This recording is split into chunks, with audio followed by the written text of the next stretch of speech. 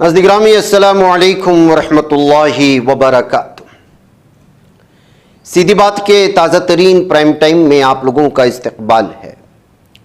नाज़रीन मैं अंसार अजीज़ नदवी इस वक्त दो अहम तरीन ख़बरें जिसको दबा दी गई या जिस पर तबसरा होना था, बहस होनी थी, वो लेकर के आपके सामने आया।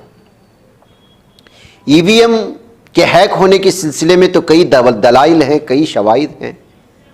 अब तो वोट चोरी का मामला राहुल गांधी सामने ला करके सारी चीज़ें दूध का दूध पानी का पानी हो रही हैं। इलेक्शन कमीशन जो है वो कटहरे में खड़ा है।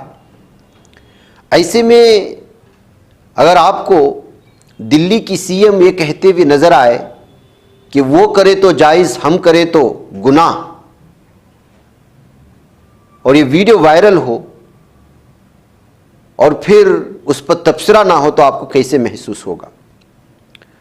और ये वीडियो भी दबा दी गई, इस खबर को भी सुर्खियों में आने नहीं दिया गया, जबकि इसके क्लिप्स मौजूद हैं और एक मशहूर टीवी चैनल को दिए गए इंटरव्यू का एक छोटा सा क्लिप है। क्या ईवीएम वाकई हैक हो सकती है? एक सनसनीखेज इंटरव्यू ने पूरे मुल्क में हलचल मचा दी। रेखा गुप्ता के बयानात ने सियासी गलियारों में तूफान बर्पा कर दिया।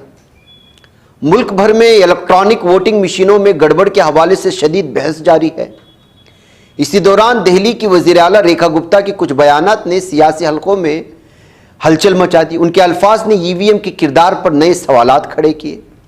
रेखा गुप्ता ने कौमी मीडिया इंटरव्यू में कहा, गुज़श्ता 70 सालों से कांग्रेस पार्टी ईवीएम को हैक करती रही, तब किसी को यह गलत नहीं लगा।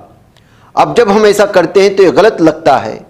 ये बयान सुनकर सब हैरान रह गए और उस वीडियो को आप यहां पर सुन सकते हैं। रिपोर्टर ने जब पूछा राहुल गांधी ईवीएम हैकिंग का इल्ज़ाम लगा रहे, तो रेखा गुप्ता ने सख्त जवाब दिया।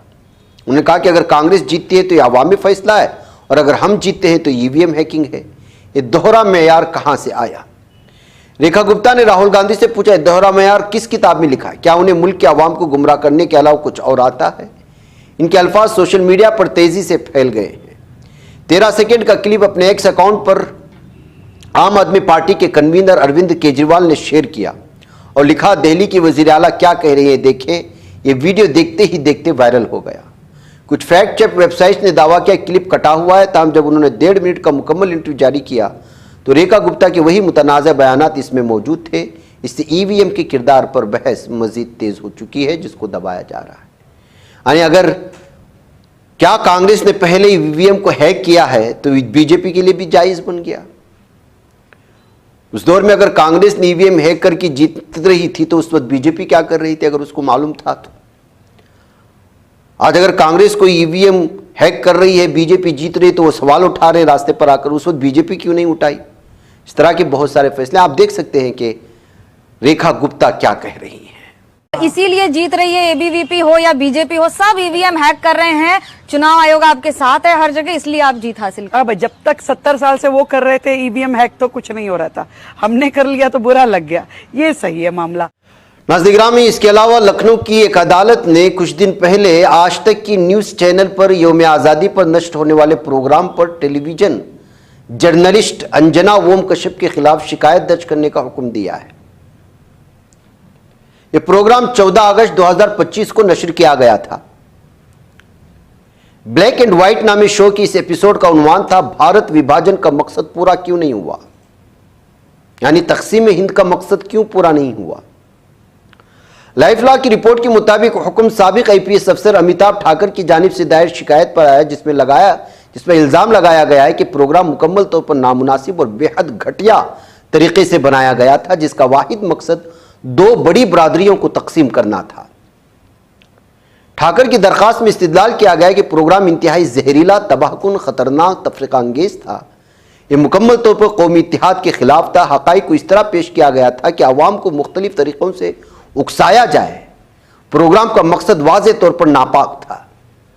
दरखास्त में दावा किया गया प्रोग्राम मुबैना तौर पर आज तक के ऑफिशियल एक्स और यूट्यूब हैंडल्स पर इस उन्वान के साथ पोस्ट किया गया था, 4 करोड़ मुसलमानों में से सिर्फ 96 लाख पाकिस्तान गए, हिंदुस्तान की तकसीम का मकसद पूरा क्यों नहीं हुआ। दरख्वास्त इस इस्तेदाद के साथ किया गया है कि प्रोग्राम लोगों को इस सिमत में सोचने पर उकसा रहा है और एक मजहबी बरादरी के खिलाफ इंतहाई मुआनदाना माहौल पैदा कर रहा है। ठाकर की शिकायत में कहा गया, सवाल पूछना कि जब तकसीम मजहब की बुनियाद पर हुई तो पाकिस्तान क्यों नहीं गए और हिंदुस्तान में ही रहे। मुसलमानों से यह सवाल करने जैसा है कि वो यहाँ क्यों हैं, और दूसरी कम्युनिटी के लोगों को भी यही सोचने पर मजबूर करना है जिससे वो मुश्तिल हो और अब भी ऐसा ही करने की कोशिश करें, गोया वो कुछ तारीखी इस्लाह कर रहे हों। ठाकर ने मजीद इल्ज़ाम लगाए, प्रोग्राम इश्तियाल अंगेज, खतरनाक, जुनूनी नौइयत का था और उसने एक हसास तारीखी वाक़े को गैर जिम्मेदाराना अंदाज में उठाया।